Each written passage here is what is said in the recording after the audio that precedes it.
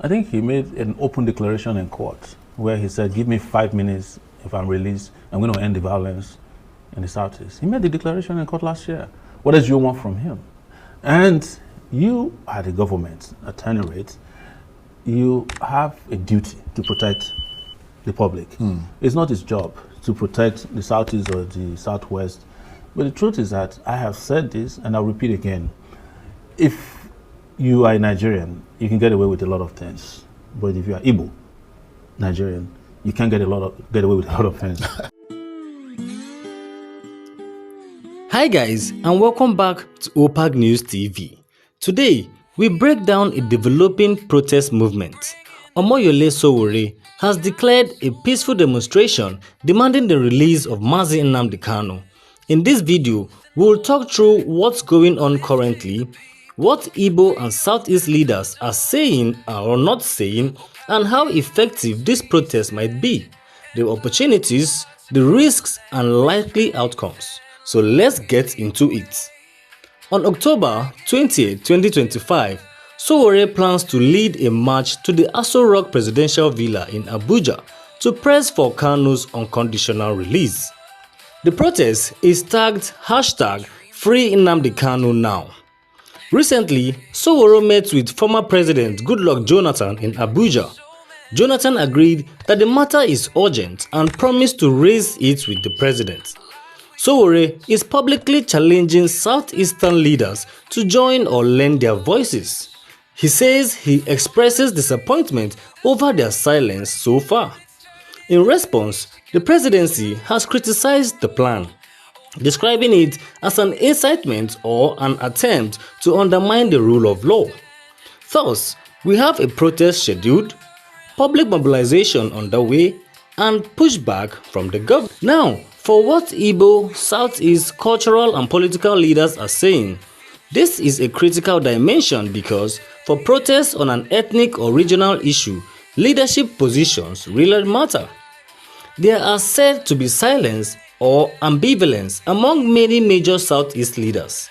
Sowore has publicly named figures such as Peter Obi, Charles Soludo, Alex Oti, and John Mbata of Ohanaeze Ndigbo among those he has appealed to, but many haven't responded or joined. He has accused some of deliberately staying silent to protect their political prospects. How some people would be greedy enough for their own pockets and let their brothers rot in detention. Anyways, what about the supportive voices and reactions from civil society? Suddenly, politicians now, they want Kanu Nnamdi out. Suddenly, Atiku loved the idea.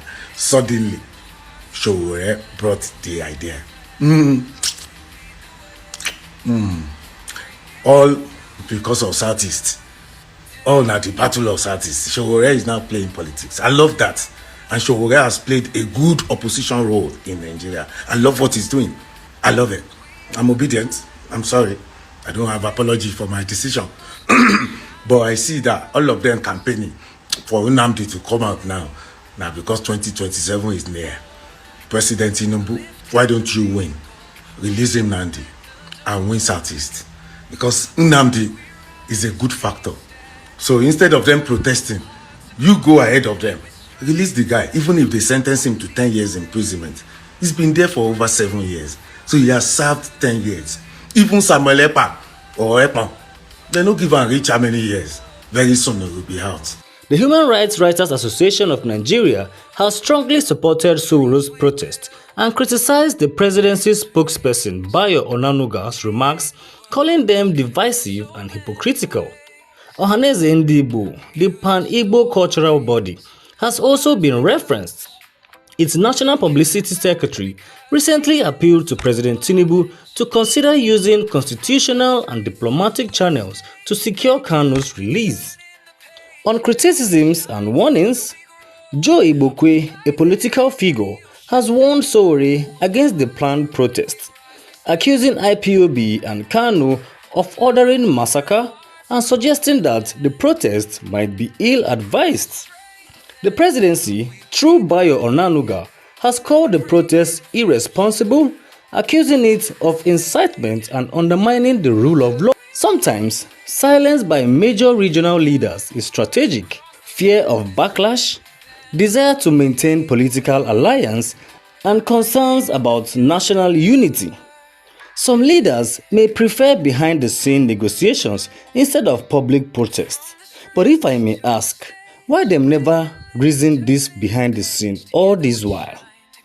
Cultural bodies like Ohaneze often tread carefully to avoid being seen as supporting radical or separatist movements. How effective might the protest be? Opportunities, constraints, risks. Here we move into analysis. The protest success is not guaranteed. Its impact will depend on many factors.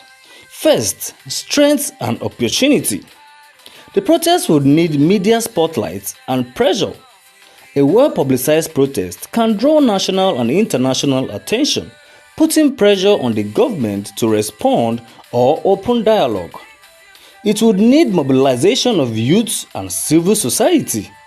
If enough youths, rights groups, and sympathizers show up, the protest could become a symbol of resistance or justice. The protest should frame in line of justice and an act of activism.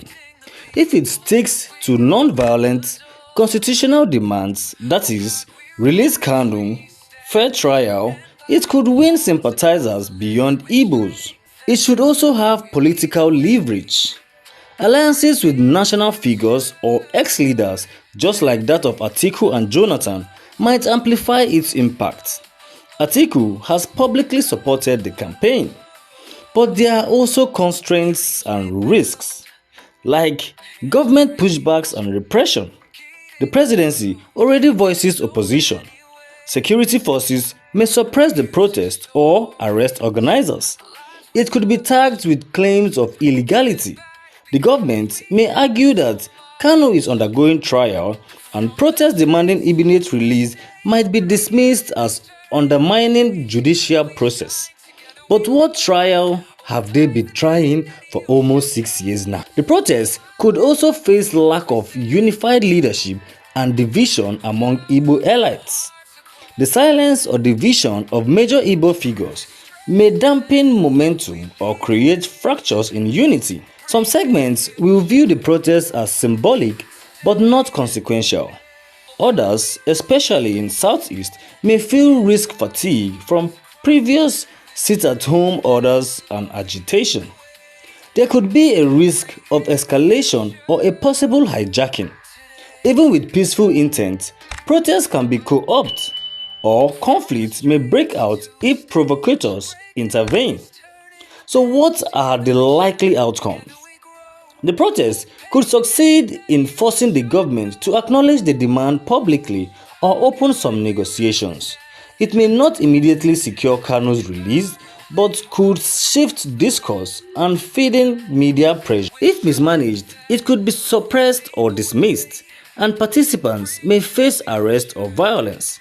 Over time, successive actions, marches, petitions, legal efforts may cumulatively apply pressure. All right, so I see Omoyele Sowore, they organized protest for the release of Mazi Nnamdi Kanu, and surprisingly, Atiku Abubakar also say we are marching together on the 20th of October. We are marching to Aso Rock to demand the release of Nnamdi Kanu.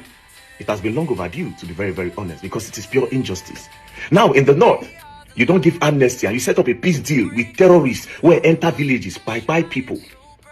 Do you understand? These people where they buy include Nigerian army, Nigerian police, air force, navy, our military men. These people don't buy them. These people are proper mercenaries where get guns. They're involved in kidnapping. They go enter villages, carry young girls from the age of 10 up, from the age of 9, 10 up. They'll pack them, enter inside bush. They'll sleep with those girls. They go knock them forceful entry. Some of them go born inside that bush. Those children now, they'll come raise them again to be terrorists. And at the end of the day, these people when are supposed to buy, when I bring them, give them peace deal, when I give them amnesty. Then on the other hand, there's a guy called Nnamdi Kanu. Well, when I say when I carry for treasonable offense, when I say they instigate violence, you understand? And you say he said a couple of things, right? But guess what? This one not do waiting those other ones too, but you keep him for prison. Do you understand? What are you keeping him for? And most of the things you are alleging that he said does not have proof. That is why we'll never be prosecutor up to now. We'll still the debate for court for over how many years. But this is number one. Number two, you see, a lot of you don't know that this Nnamdi Kanu matter has a lot to do with some politics that is not politics. In what sense? 50% of the people keeping Nnamdi Kanu in detention is actually some of the Igbo elites. Some of the big business Igbo men that don't want him to come out, right? It's not just the government alone. Whether this protest leads to immediate results or not, it is a test of civic courage in Nigeria's democracy. The people will judge whether it was bold or misguided, and whether the leadership rises or shrinks. I hope for peace, for accountability, and for justice. Please like, share, comment your view, and subscribe for new updates. I'll see you in the next video. This is OPAG WSTV, reaching out to all.